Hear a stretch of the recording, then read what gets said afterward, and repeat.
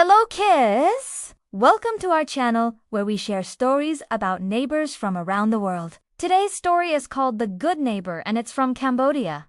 Are you ready? Let's begin.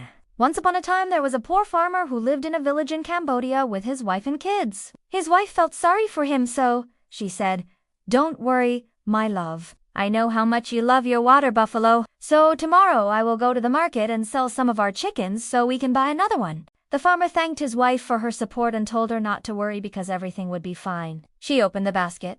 The chicken flapped its wings and started pecking the ground. Startled, the woman hid behind a tree and saw an old man with a wooden staff coming towards her. "Excuse me," she said, "can you help me carry this basket?"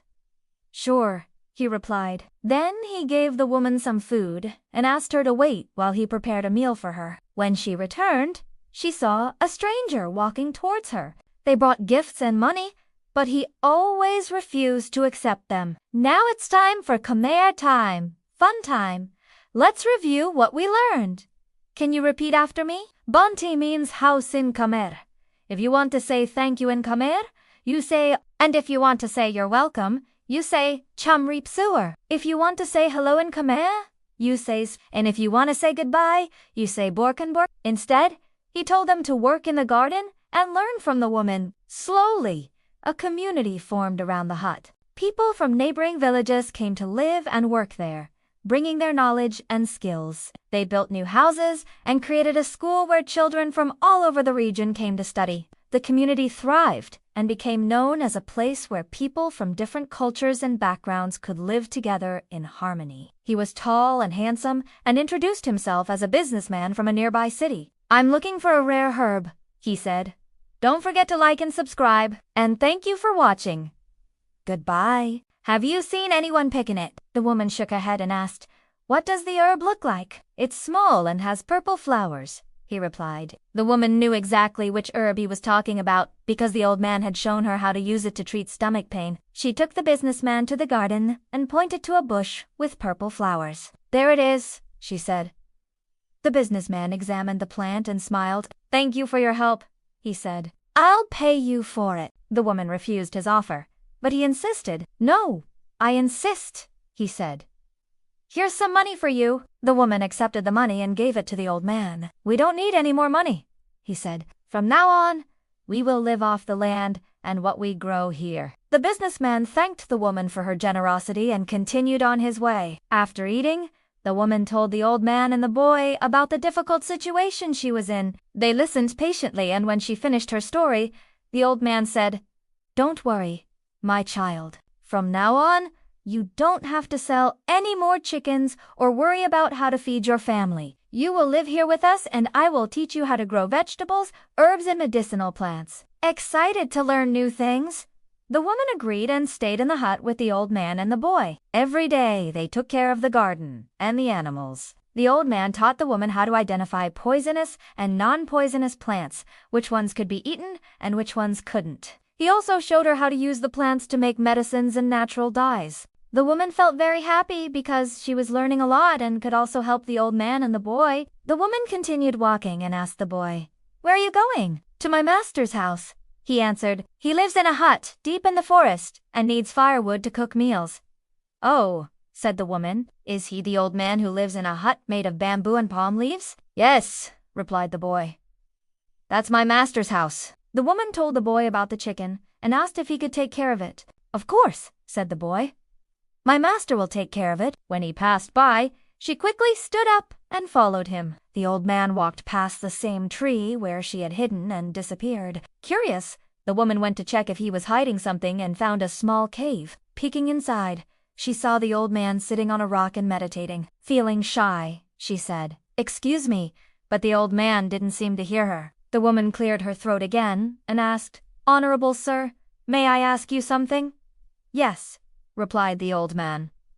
"What is it?" The woman explained to him what she was doing and asked for his help in taking care of the chicken. "Of course," said the old man.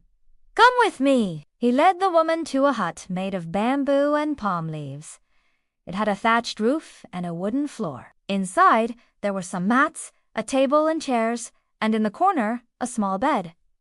"You can leave the chicken here," said the old man. It will be safe and comfortable." The woman thanked him and went back to the forest to look for the second chicken. Suddenly, it began to rain heavily. The woman felt sorry for the chicken because it would get wet and cold. So she took the chicken back to the basket, covered it with her scarf, and continued walking. He grew rice on a small piece of land near his house, and every day he took his 2 water buffalo out into the fields to help him work. One day, while he was tilling the soil, one of the buffalo got loose and ran away. She took 2 chickens out of the coop, put them in a basket, and went to the market, excited by all the activity.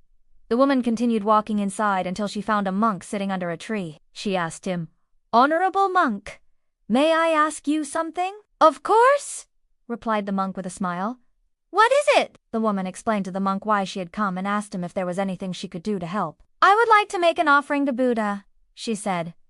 "So please tell me what to do." The monk looked at the woman and replied, You won't need to bring anything else here because what you have right now is already perfect." Confused by his answer, the woman asked, "But honorable monk, I came here to make an offering to Buddha. How can I do that when I don't have anything else to give?" "Your 2 chickens," said the monk.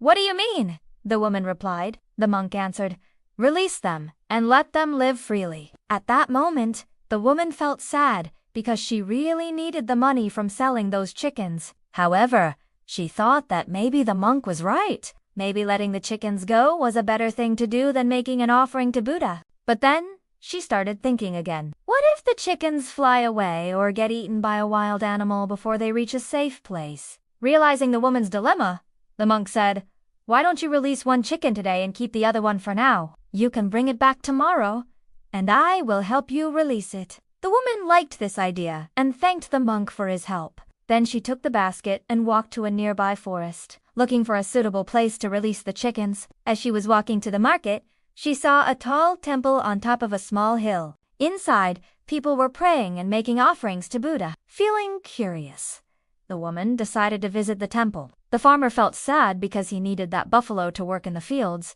and he didn't have any money to buy another one. Not knowing what to do, the farmer went home without his water buffalo. The next morning, the farmer's wife woke up early. When she arrived, she saw many pilgrims and traders selling food and drinks. After walking a bit, she found a big tree and decided to release the first chicken under it. At that moment, she heard a loud voice saying, "Who's coming here?" On the way, she met a young boy carrying a basket full of firewood on his back. When they arrived at the hut, the old man was waiting for them.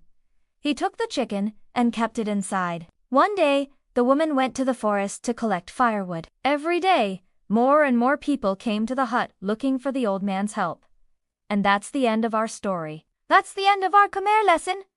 Now let's sing a traditional Khmer song. Do you like our story? Let me know in the comments below.